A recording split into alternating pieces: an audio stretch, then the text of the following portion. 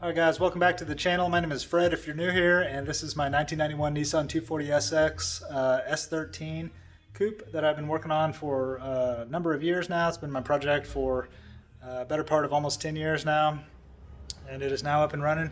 Turbocharged V8 LS 240 with a 4L80E transmission, Q45 rear differential, MS3 Pro Evo ECU running on E85 fuel, with a VS Racing 7875 turbo, Stage 2 Summit cam, Summit forged rods and pistons, BTR equalizer intake, FID 1300cc injectors. I think that pretty much covers all the important stuff on the engine. And it is time for me to do another upgrade on this car. I just got it all back together after doing a month's worth of cage installation on this car. Basically, I took all of January, all my spare time, to install the roll cage in there. You can kind of see it there. So that was my last major project. In addition to that, I did a fuel system upgrade on the fuel lines and put a better fuel filter in the car and got the fuel system all ready to go for this season. But now it is time to upgrade the turbo and the intercooler. I've ran this turbocharger for over a year now, and it's done really well. Again, this is a VS Racing Gen 1 7875 billet turbocharger.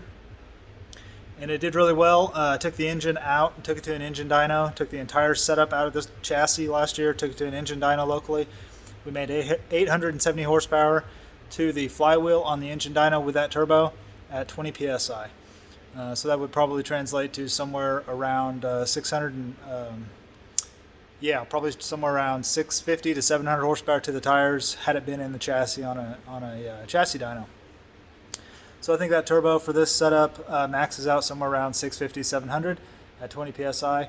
But anyway, basically I'm done with that turbo and ready to move on to bigger and better turbos. So I have purchased VS Racing S485, and I'll show you that now. Let me flip the camera around.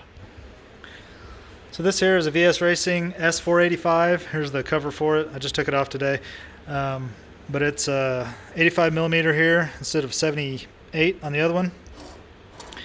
And then on the back half here, I've got the dual V-band in and out, and then the turbine wheel is a 96 by 88. So this is a typical what they'd call an S400 chassis turbo. So it's more or less a clone of a Borg-Warner S480, but with an 85 millimeter inducer on the compressor side instead of an 80 mil.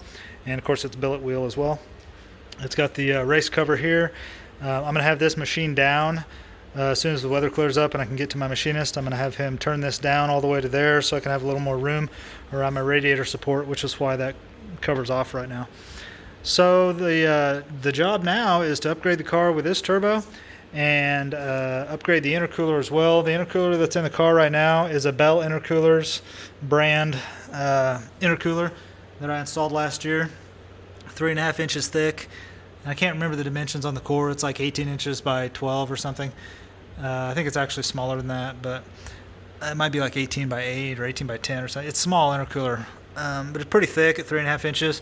The only reason I have that size of intercooler is because I called Bell and they told me that size of intercooler would do the job for an 800 horsepower turbo V8, and it didn't. So I'm measuring intake air temps before and after the turbo, and this intercooler absolutely could not keep up. I was seeing basically 300 degrees coming out of the turbocharger, and I'm seeing over 200 degrees right here coming out of the intercooler, getting ready to go in the engine. So 200 plus degree intake air temps is not going to cut it when you're trying to push something pretty hard and make a lot of power. So that intercooler is coming out. I'm going to install this guy right here. This is an On3 Performance 5-inch thick intercooler. This thing is an absolute beast of a unit. Super thick, super heavy. I'm sure it doesn't look so huge on camera. Nothing ever does, it seems like, but this thing is absolutely massive. 5 inches thick. And I borrowed this from my buddy Mike for test fitment on the car to see if I could make it work, and I think I can make it work, and he's going to sell it to me. So I'm going to buy it and install it in the front end of the car, and so it's going to be a massive upgrade for the car. Humongous turbo upgrade and humongous intercooler upgrade. And honestly, those should be the last two major upgrades this car needs to run solidly in the 8s this year with absolutely no problems at all. I think the car weighs about approximately 3,000 pounds. I'm going to weigh it here pretty soon, but it's got to come in somewhere around 3,000 pounds. It's a base model coupe, no sunroof in this car. So it's a slick top, manual door mirrors, manual doors, no radio currently, although I generally do like to have one in there, but it is an all manual car with no options. I did not lighten the interior at all though, so it's got a full interior with full sound deadening plus a bunch of extra sound deadening that I've added all over the place to make this thing kind of nice and livable on the street. But even with the cage and the sound deadening, it's still just a base model Stripper 240SX from 1991, so there's really nothing there. So this thing ought to be 3,000 approximately, and with the kind of power it should make with this turbo, running 8 should be no problem at all. I ran a 980 last year at 142 miles an hour on a terrible pass that had all sorts of problems on that pass, and I still ran that time. So I think this year on a good clean pass, I could have run probably a low 9 as it sits currently with no hardware changes at all. But I'm going for 8s this year, and I've got the hardware to do it for the upgrades here as far as the turbo and the intercooler goes. So I'm going to go ahead and dive into it. It's still wintertime here. We just had an ice storm yesterday, so I can't even get the car out and drive it at least for a few more days, and then it's only the first part of February, so we've got at least another month and a half of winter here in Missouri where I live. So that's plenty of time to do this upgrade. This is going to be a ton of work for me to do, a lot of fabrication and rework of stuff I've previously fabricated. So it's going to be a lot of work, but I have, like I said, a month and a half before the weather clears up anyway. In fact, I think I have exactly 30 days before the track, my local drag strip, Mocan, tries to run their very first test and tune night. I think that's happening on March 7th, weather permitting, and today is February 8th. So basically I have 1 month until the track opens, and I want to maximize all my track time this year, so I'm really scrambling to get the cage done, the fuel system upgraded, and anything else I want to do to the car done before the track opens so that I can make all the test and tune nights possible and just get a lot of time on this car this year and really get it sorted out. So I was on the fence about whether I was going to do the turbo and the intercooler, or should I just leave everything alone and just race it the way it is and maybe upgrade the turbo and intercooler in the middle of the season, in the middle of summer. But then I thought, man, the worst thing you can possibly do is tear down your race car in the middle of the season if you don't have to, because it's just going to gobble up so much of your year. So may as well just maximize the winter time that I've got going on here and tear this thing down and just get this job done. So that's what's going to be happening on the car. I'm going to start that in this video, and it's going to take me a little while. It's going to happen over the course of a few videos, I'm sure, but it's going to be fun. It's going to be good. This turbo will fit in this spot, just barely, but like I said, the snout of the compressor inlet is going to hit right here, so I'm going to have the compressor inlet machine down to alleviate some of that clearance issue there. And then I'm going to try to salvage and save my wastegate location. I do not want to do any refab and removing and relocating of the wastegate if I can help it, and I want to save all the up pipe that I possibly can. So I basically just want to cut this up pipe right here at the flange and then start the new work from there out and leave all this alone to save time. And it's all good stuff and in good location, and it clears everything perfectly. It's all super tight clearances, but everything does clear, and so I don't want to go messing with any of that. I like where it's at, and I want to save as much time and work as possible and downtime for the car. So I'm going to try to leave all that alone and get the turbo to fit right here. And then this downpipe is a 4-inch downpipe that was a ton of work, and it snakes down here and clears the frame just perfect. So I don't want to refabricate any of this that doesn't have to be. So I want all this to stay the same, and then I just want to tie in say from right here to the new turbo and leave all from here back, for example, where it is. So that's the hope and the plan there. And then I'm going to have to refabricate all the intercooler piping that goes from the turbo down to the intercooler. I have to refabricate all that and then get rid of this duct that I built. Unfortunately, I love that thing. Turned out so good, but got to get rid of that to make room for the big intercooler. So the bumper, sadly, is going to have to be massively cut into. These bumpers are getting super rare. This is a, I think it's called a Sylvia, I think it's called a K's model bumper, and it's got that vent right there. all that stuff right there is super rare, hard to find, and it really it hurts my soul to cut into this bumper to fit this big intercooler. But I'm going to do it because I don't have any good option. There are very few bumpers on the market for this car at all, and 9 out of 10 of them are aftermarket bumpers that are really big and they flare out a ton right here, and they're made to only really work and look good on the car if you have big side skirts that flare out and bumper that flares out, and you get that whole drift car look. You can't just put one of those bumpers on without all that stuff and have the car look good. They just look goofy as heck. So I really don't have any great option other than just cut this thing up. So that's what I'm going to do. I'm just going to cut the thing up as much as necessary, and then if it looks absolutely ridiculous, I will then go in with fiberglass and try to fabricate some cover back onto it around the intercooler if necessary, or just do whatever I got to do. But I have to have colder intake air temps for this car to stay together and be happy. My goal is to have way sub 200 degree Fahrenheit intake air temps. I would like to have 150 degree air intake temps or less. I don't know if that's going to happen in the real world in the heat of the summer running at the track, but I definitely should be sub 200 without a doubt with this big intercooler. So that's the job here. So I'm excited to dig into this. I've been wanting to do this for many weeks now. I've had the turbo for several months, just waiting for the right time to do this, and I think the time is now. The cage work's done, the fuel system's done, and the weather is telling me that I ain't going outside anytime soon. So I think it's time to just double down and do this thing. So I'm excited to get started.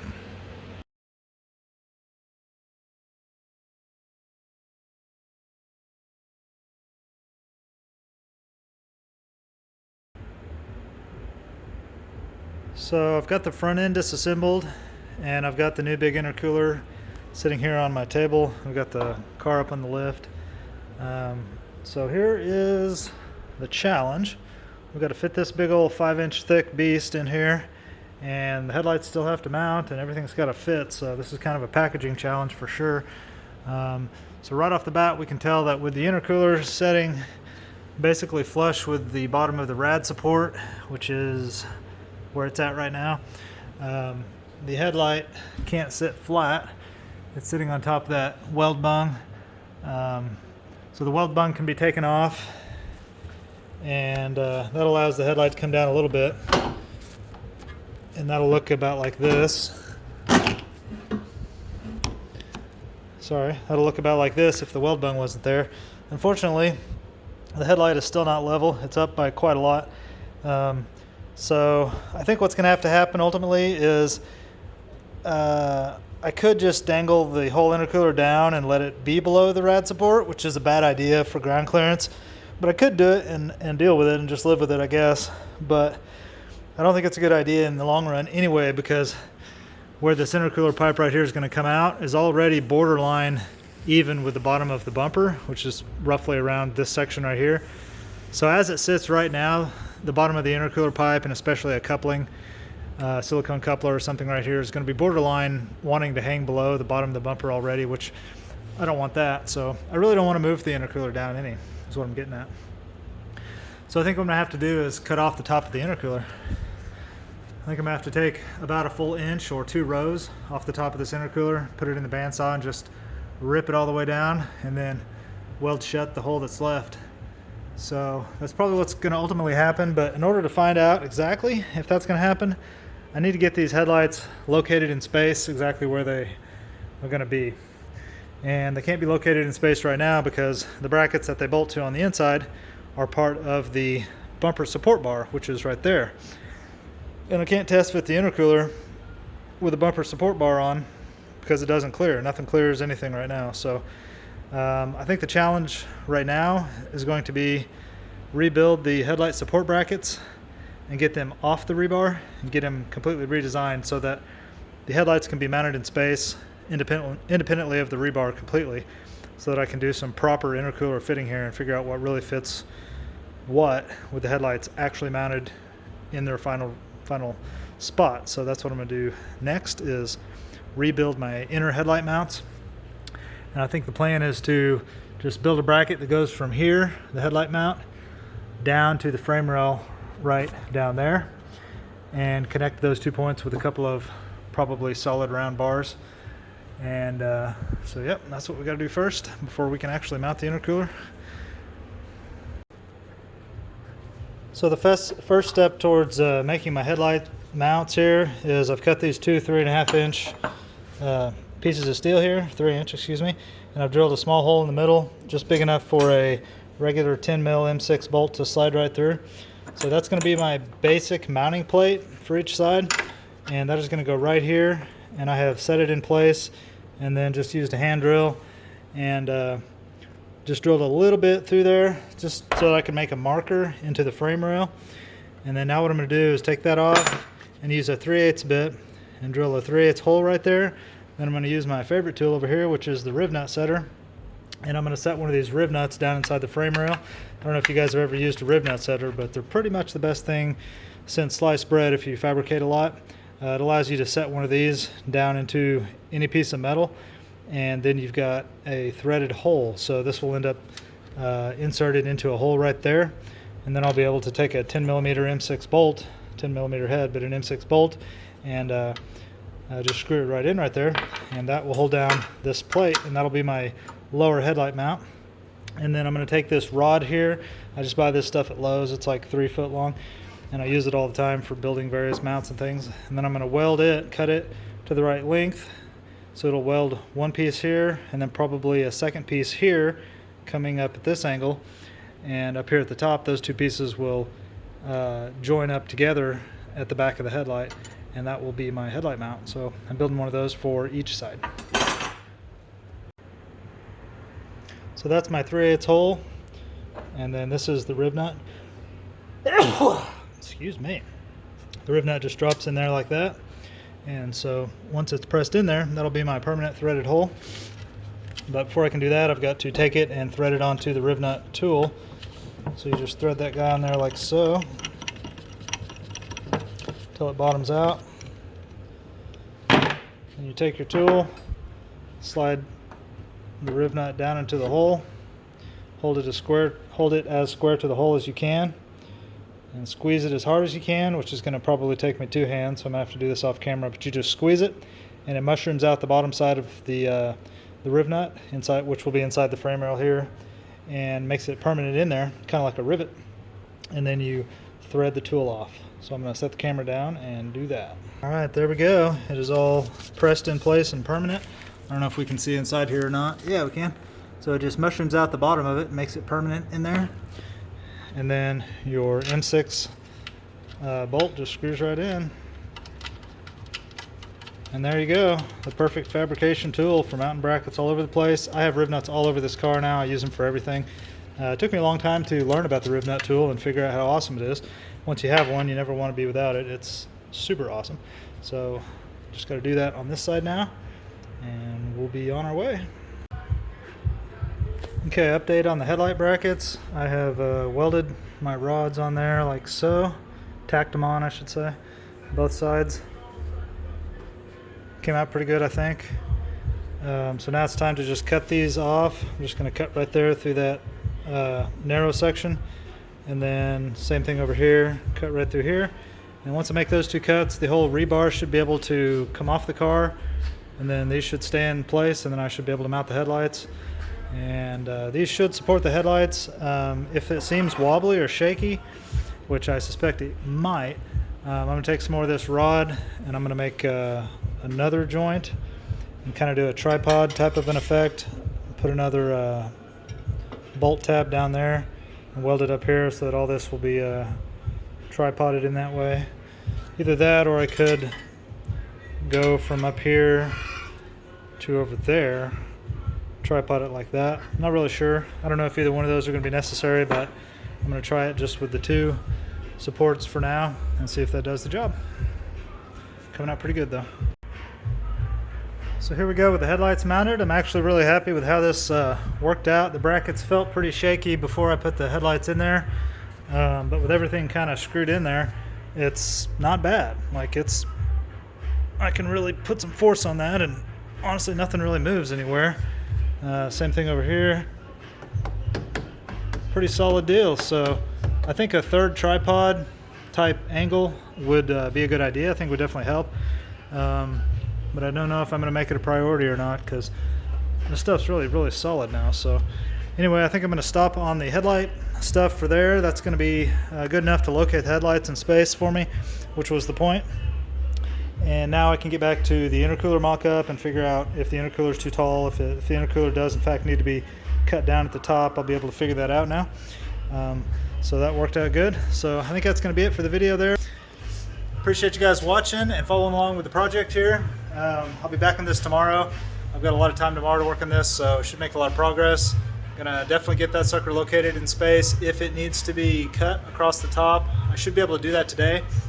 I have a Harbor Freight horizontal and vertical bandsaw over here, same one everybody's got. You can turn that up vertical, so it'll take some work, but I might be able to cut that intercooler on that, maybe. If not, I'll have to reach out to somebody and see if anybody else around here has a vertical bandsaw. But anyway, that's going to do it for today, guys. Appreciate you guys watching. If you have any questions on what I'm doing, just ask me down below. I answer everybody's questions. If you have any criticisms, put them down below. Whatever you want to do, just comment if you have any info. If you enjoyed the video, give me a thumbs up. And if you like what I'm doing and want to follow the project here, give me a sub. In case you don't know, I'm going for 800 horsepower to the tires, and I want to run 8s this year and the quarter mile in this car. Last year I ran a 980 at 142 on a really bad pass. This year I should be able to do maybe an 890, probably something like 155 or 60 mile an hour, I'm guessing. But anyway, that's the goal on the project. Thanks guys for watching. I will catch you on the next one.